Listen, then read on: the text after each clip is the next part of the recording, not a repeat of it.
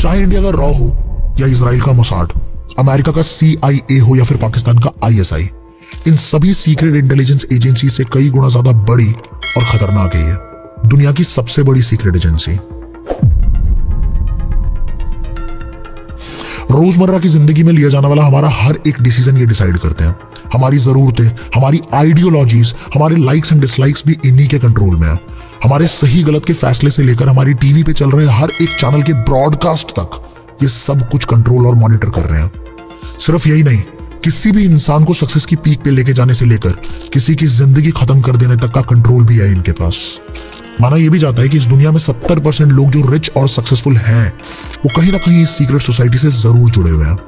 और अगर मैं ये कहूं कि ये पूरी दुनिया किसी एक ग्रुप के कंट्रोल में है, या मैं ये कहूं कि ये कंट्रोल अमेरिका, रशिया, चाइना या किसी भी कंट्री या उसके गवर्नमेंट के पास नहीं है, ये एक ऐसी सोसाइटी के हाथ में है जो लगभग 250 साल से भी ज्यादा से हम सब पर राज कर रही है, चुपचाप एक पर्दे के पीछे से। और वो कहते हैं कि you will own nothing and still you will smile.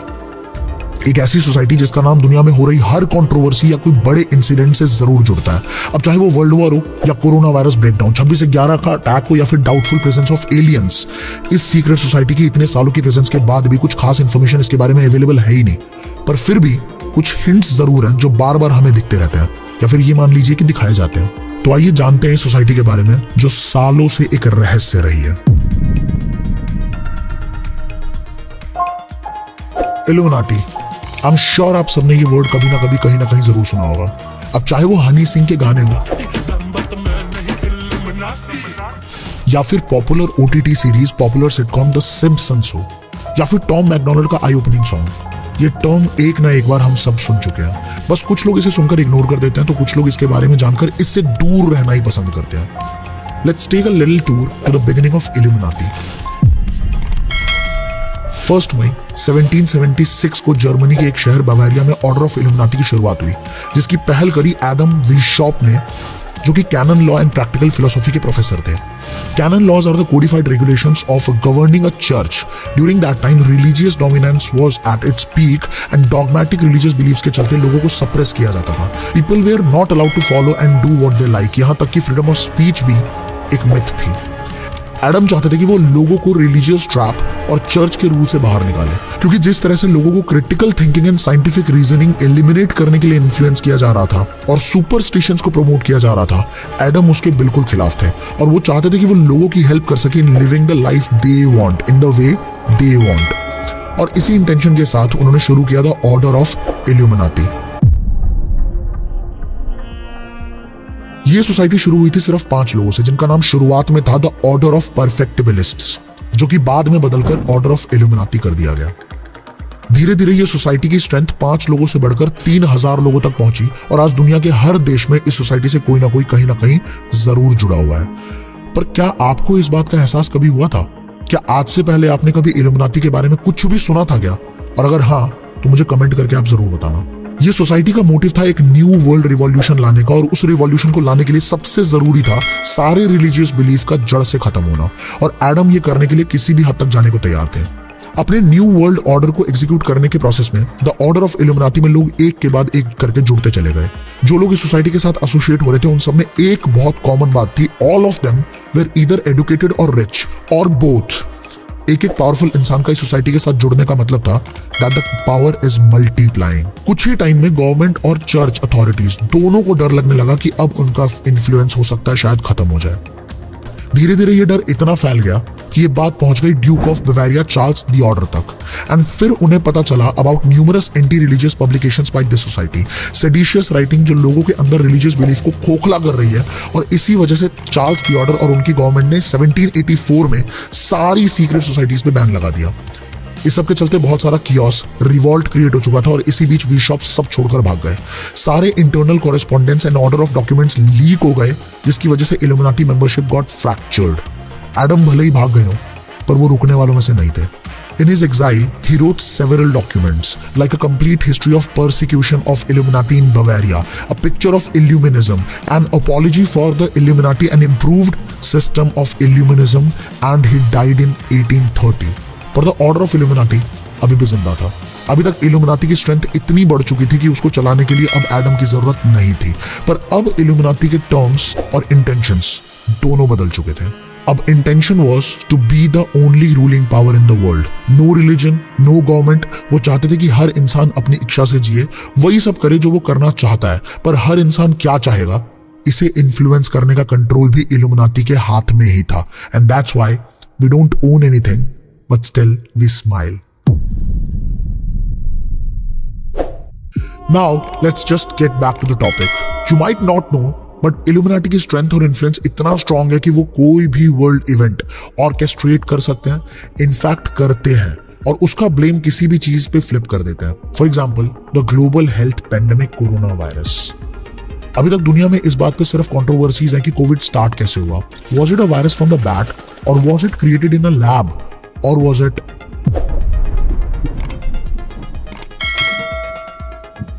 The order of Illuminati के बढ़ते इन्फ्लुएंस के साथ एक बहुत बड़ा चेंज ऑफ टर्म्स लाया गया for all the members of the society, and the term was death on disclosure.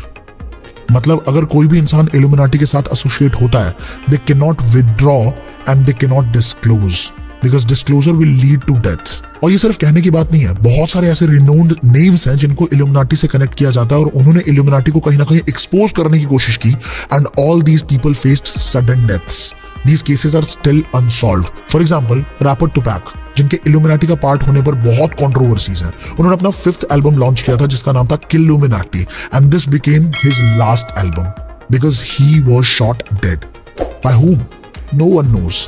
American President John F. Kennedy was murdered on 22nd November 1963 suddenly, और उनकी डेथ के टाइम पे एक अननोन लेडी वहां present थी जिन्हें काफी लोगों ने देखा। उनके हाथ में एक कैमरा जैसा इंस्ट्रूमेंट था which was actually a gun. इस लेडी को 22 नवंबर से पहले और उसके बाद कभी किसी ने कहीं नहीं देखा। Mister Kennedy got killed by whom? No one knows. Michael Jackson, one of the biggest murder mysteries. माना जाता है कि माइकल जैक्सन भी इल्यूमिनाटी से कनेक्टेड थे। द मिरर की एक रिपोर्ट के अकॉर्डिंग माइकल जैक्सन को एक सिनिस्टर सीक्रेट सोसाइटी ने मारा है जो माइकल को एज अ थ्रेट देखती थी। माइकल जैक्सन ने बीटल्स बैक कैटलॉग के मेजर पब्लिशिंग राइट्स खरीद लिए थे, which placed Michael on the hit list to be murdered by the Illuminati, क्योंकि उनका मानना था कि इस राइट्स की वजह से Michael had too much power. सिर्फ यही नहीं, माइकल का एक एल्बम ब्लैक एंड व्हाइट भी है जिसमें उन्होंने अपना rebel for the secret society clearly दिखाया है। बहुत सारे और भी नाम है जो मिस्टीरियस मर्डर मिस्ट्रीज में खो गए और आज तक उनकी कहानियां अनसॉल्व्ड है।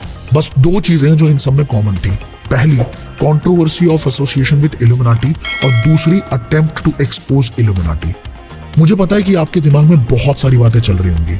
ये सब सुनकर क्या क्या आ रहा है दिमाग में, मेरे साथ शेयर जरूर करना कमेंट सेक्शन के अंदर। इल्यूमिनाटी से कनेक्टेड बहुत सारे नाम ऐसे भी हैं जिन्हें हम लोग फॉलो करते हैं, जैसे कि Bill Gates, Mark Zuckerberg, Beyonce, Jay-Z, Taylor Swift, Rihanna, Queen Elizabeth, David Rockefeller, George Washington Bush, Eminem, Oprah Winfrey, Isaac Newton, Donald Trump, Joe Biden, and the list is endless. ये नाम सिर्फ ऐसे ही नहीं लिए जाते, इन्होंने अपना एसोसिएशन के हिंट्स किसी ना किसी तरीके से ड्रॉप जरूर किया है। फेमस सिंगर पॉपी ने कोविड-19 का पहला केस डिस्कवर होते ही सिर्फ 5 दिनों के अंदर एक सॉन्ग रिलीज किया जिसका नाम था डोंट गो आउटसाइड।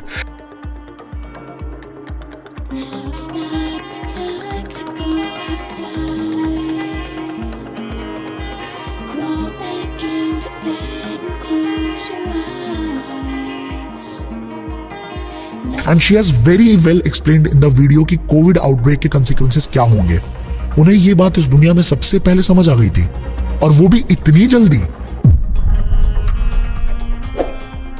आप सबने ट्रैविस स्कॉट का नाम तो सुना ही होगा। नवंबर 5, 2021 को एनआरजी पार्क हॉस्टन में इन्होंने एक शो किया जिसका पूरा फॉर्मेट एंड सेटअप डेमोनिक था। 50,000 से भी ज्यादा लोगों ने ये शो लाइव अटेंड किया, एंड एक लाइव चलते शो के अंदर वो हुआ जो शायद हमने कभी सोचा भी नहीं होगा। इट इज बिलीव्ड कि ट्रैविस ने उस शो में कोई सैटानिक रिचुअल को परफॉर्म किया जिसकी वजह से there was extreme negative energy in the show, and इसका प्रूफ भी है 8 इनोसेंट लोगों की death in a live show. 8 people died. लोग चिल्लाते रहे to stop the show, but Travis kept on performing it.